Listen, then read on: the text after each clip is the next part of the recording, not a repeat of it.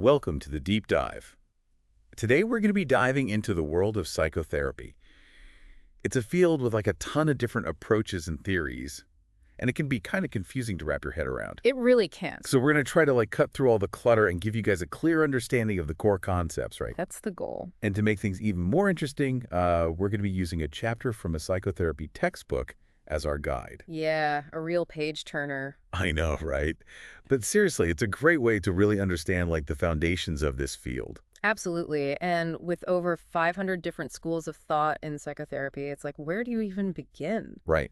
Imagine trying to pick a therapist from a menu with 500 options. Talk about decision fatigue. It's a lot. So we're going to be exploring those core concepts, looking for the common threads, and highlighting the key differences between different approaches. Yeah, trying to make sense of it all. Exactly. And to make it even more real, we're going to be referencing the case of Mrs. C throughout this deep dive. Yes, Mrs. C. She's dealing with some pretty intense personal challenges, and we'll see how different therapies might approach helping her. But before we get into all that, let's start with the basics. Okay, back to square one. What is psychotherapy anyway? You'd think there'd be a simple definition. You would, wouldn't you? But even the textbook we're using kind of struggles with that. Right. They point out that there isn't really a universally accepted definition. Yeah, it's more complex than it seems. So they offer a working definition. And what I think is interesting is that they emphasize that it's an informed and intentional application of methods. Oh, so it's not just winging it. Definitely not. It's about therapists using their knowledge and skills deliberately to help people. So it's a thoughtful process. Very much so. And it's also collaborative. It's not just the therapist dictating what should happen. It's a team effort. Exactly. The client's goals and desires are super important. That makes sense. So I've always wondered about the role of theory in therapy. Why do we need all these theories when we could just focus on what works in practice? That's a good question, and it's a common one. But theories are actually really important because they provide a framework for understanding what's going on. Okay, so it's like a roadmap. Exactly.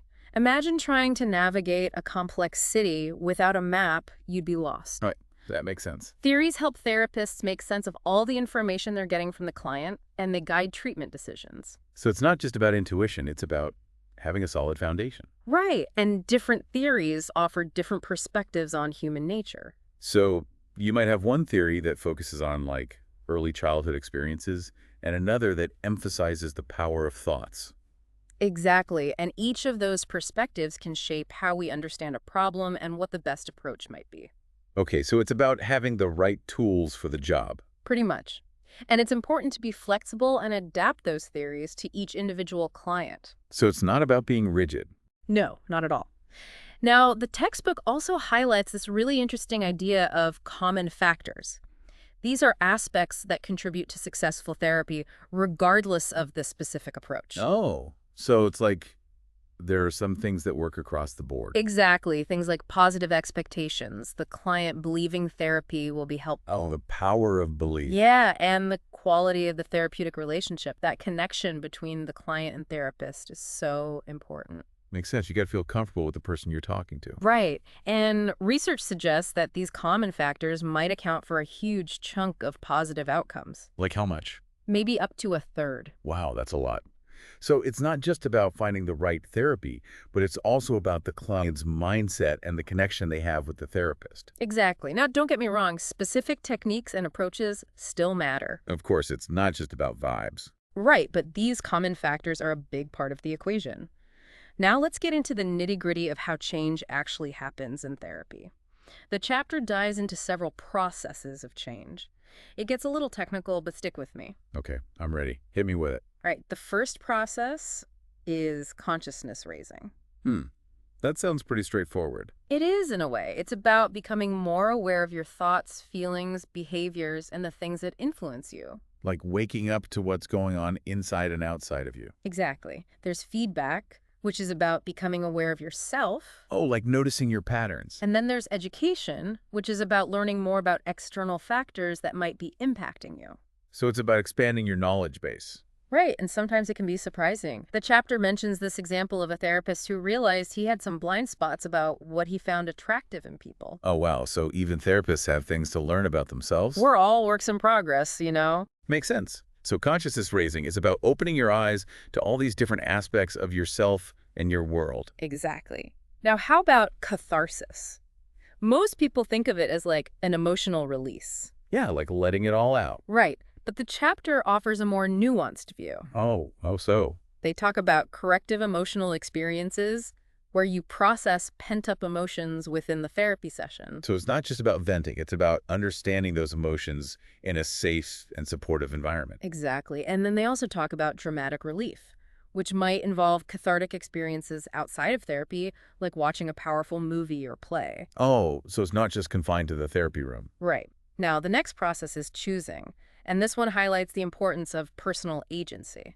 So it's about realizing that we have choices. Exactly, even when circumstances feel limiting. Right, even when it feels like we're stuck.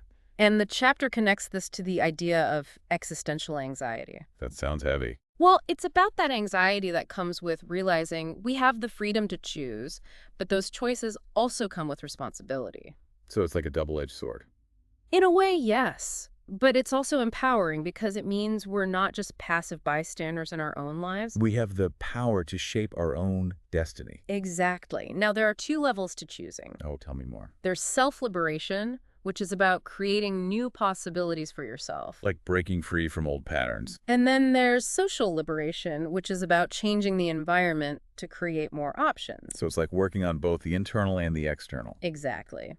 Now, let's move on to conditional stimuli. Ooh, that sounds fancy. It's basically about understanding how our past experiences, particularly through classical conditioning, shape our responses in the present. Oh, like Pavlov's dogs. Exactly. Certain triggers in our environment can elicit automatic responses that we're not even aware of. So it's like our brains are wired to react in certain ways. And sometimes simply being aware of those triggers isn't enough. So what can we do? Well, the chapter talks about two approaches. Counterconditioning, which is about learning a new response to a conditioned stimulus. So it's like retraining your brain. And then there's stimulus control, which is about restructuring your environment to minimize exposure to those triggers. So it's like avoiding the things that set you off. In a way, yes. It's about creating an environment that supports your goals. Okay, that makes sense. And finally, we have contingency control. This one seems to be about understanding how consequences shape our behavior. You got it. It's based on the principles of operant conditioning.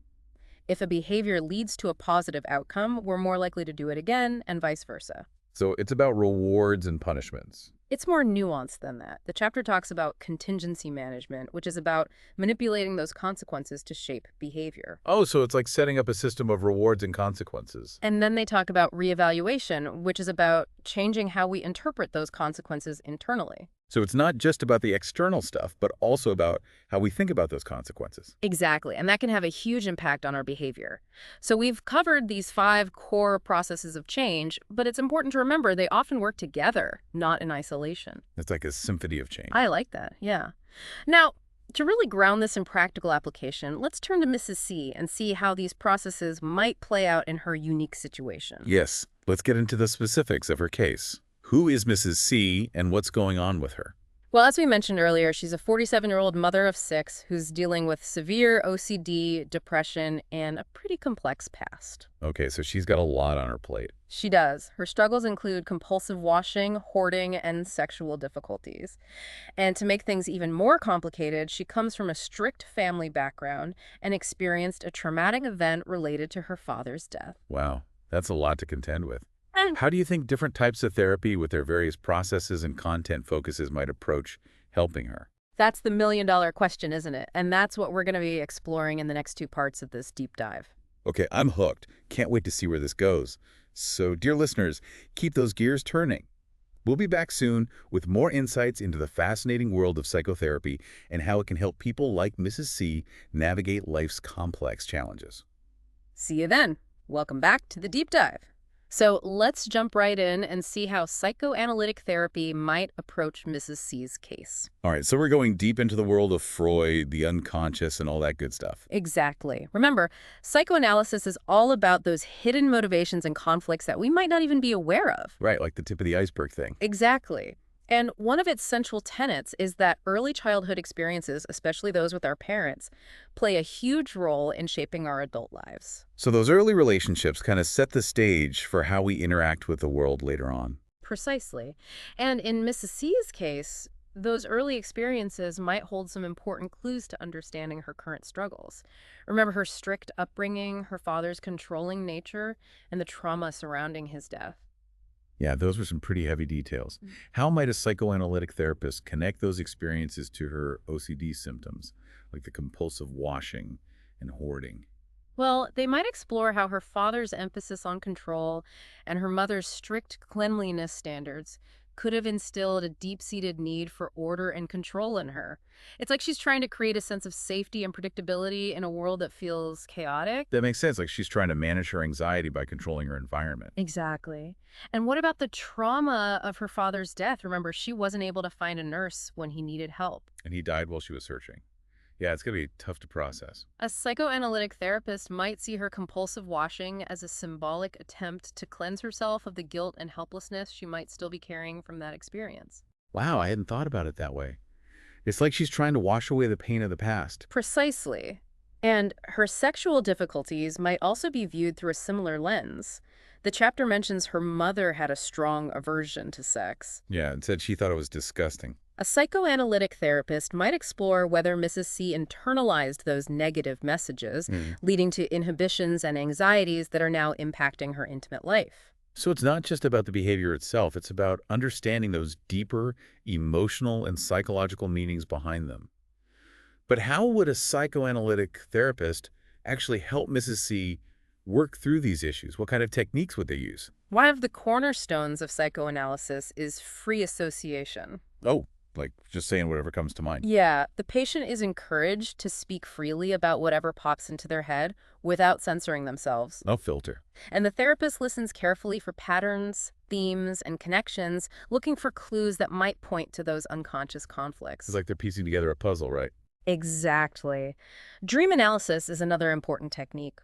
Freud believed dreams were a window into the unconscious, full of symbols and hidden meanings. Oh, yeah, like the whole cigar is not just a cigar thing. Right. A psychoanalytic therapist might ask Mrs. C to share her dreams and help her unpack those symbols, uncovering those deeper emotions and themes that might be bubbling up from her unconscious. So even seemingly random dreams can provide valuable insights. It's like having a secret code that needs to be cracked. Exactly. And then there's the analysis of transference. Transference, that's a new one. It refers to those unconscious patterns we bring to our relationships, often rooted in our early experiences with caregivers. Oh, like how we might unconsciously repeat those patterns with our partners or friends. Exactly. And in therapy, the therapist becomes a sort of stand-in for those figures, allowing those patterns to play out in the therapy room. So the therapy relationship itself becomes a source of information. Precisely. It's like a microcosm of the client's relationship dynamics. And by working through those patterns with the therapist, the patient can gain insight into how they might be playing out in other areas of their life. That's fascinating. It sounds like a pretty powerful process, but also potentially quite intense. The textbook mentions that psychoanalysis can be a lengthy process. It can be. Traditional psychoanalysis can involve multiple sessions a week for several years. Wow, that's a big commitment. But there are shorter-term psychodynamic therapies that have emerged. So it's not like a one-size-fits-all approach. Right. But all of these therapies draw on those core psychoanalytic principles, but are often more focused on specific goals and work within a shorter time frame. Okay, so there's some flexibility there, but let's bring this back to Mrs. C. How might those psychoanalytic concepts and techniques actually be applied to her specific challenges? Well, for her compulsive washing, a psychoanalytic therapist might explore the symbolic meaning behind those rituals, what she's trying to cleanse herself of, what anxieties or conflicts might those rituals be masking. So instead of just trying to stop the behavior, they dig into its underlying purpose. Exactly. And for her hoarding, they might look at what she's holding on to, both literally and figuratively. What fears or anxieties might be fueling that need to accumulate possessions? Is it a way of creating a sense of security or control? It's like each symptom is a clue to a deeper unconscious story that needs to be uncovered. Precisely. And with her depression, they might explore how it might be linked to unresolved grief and loss stemming from her father's death or other significant experiences. Or maybe it's a way of expressing anger or sadness that she's been holding on to for years. Exactly. It's fascinating how psychoanalysis weaves together those seemingly disparate threads of a person's life. Finding meaning in the connections. Exactly. But remember, psychoanalysis is just one perspective. There are many other ways of understanding and approaching Mrs. C's challenges. Right, and speaking of other perspectives, I think we're about to dive into one that emphasizes the power of choice and the search for meaning. Oh yeah, existential therapy. That's a good one. Okay, so we've gone deep into the unconscious with psychoanalysis. Now, let's switch gears a bit and explore existential therapy, an approach that tackles those big existential questions, like the meaning of life and all that.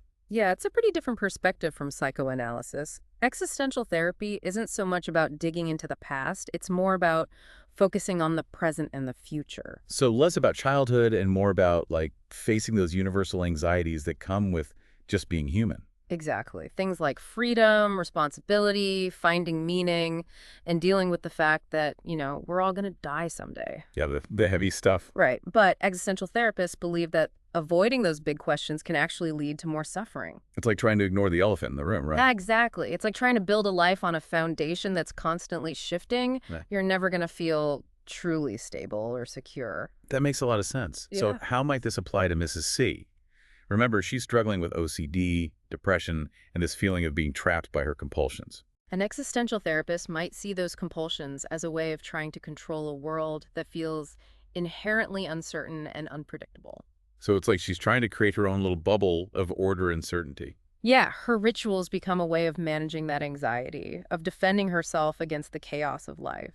And her depression, would that be seen as like a lack of meaning or purpose? It could be.